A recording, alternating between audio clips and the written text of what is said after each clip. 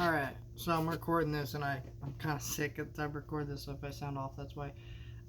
Oppenheimer, I saw it in theaters, yada yada yada. I did not do the Barbenheimer thing where people binge both in the same day just because I went to Barbie at an early screening.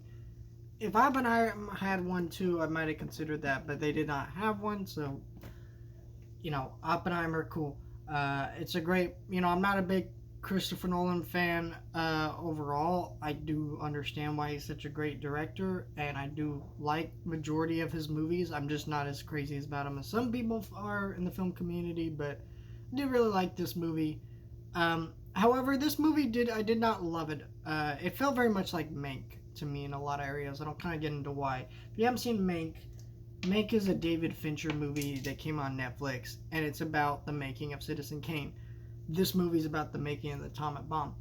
And why those movies are similar is they're really good in similar areas. Like, this movie is incredible at it capturing the time period, the atmosphere that it needs to capture for the story it's telling. All the performances are incredible. We're going to see Emily Blunt and Robert Downey Jr. and our lead here, who plays Oppenheimer, I'm forgetting his name, all get Oscar nominations. This is just going to happen. This is a beautifully shot movie. It's got great cinematography. It's got great sound design. These are all aspects that I would also praise about Mank, but where this movie falters for me is the same issue I have with that movie, where it's incredibly reliant on you understanding politics of the time.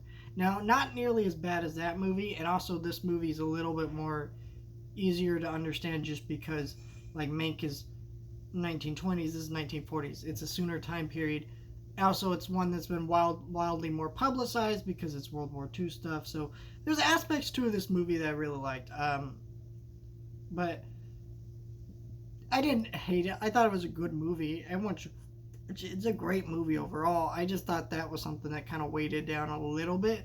But otherwise, I thought this movie was very well crafted and put together, and a great time at the movies. It is 3 hours. The first 2 hours with them building this bomb, testing, and that was a great tense part of the movie. And then the next part of the movie is the fallout from that and all these legal battles and things like that. And it's very interesting stuff that is really well crafted and put together. Anyways, yeah, Oppenheimer, go check it out. I just never thought that, honestly, I would say I preferred Barbie over Oppenheimer, but I kind of did, and which is not a discredit. They're very different movies. I like them for very different reasons. They're great. I'd give them both 9 or 8 out of 10, somewhere in there. Just check them out.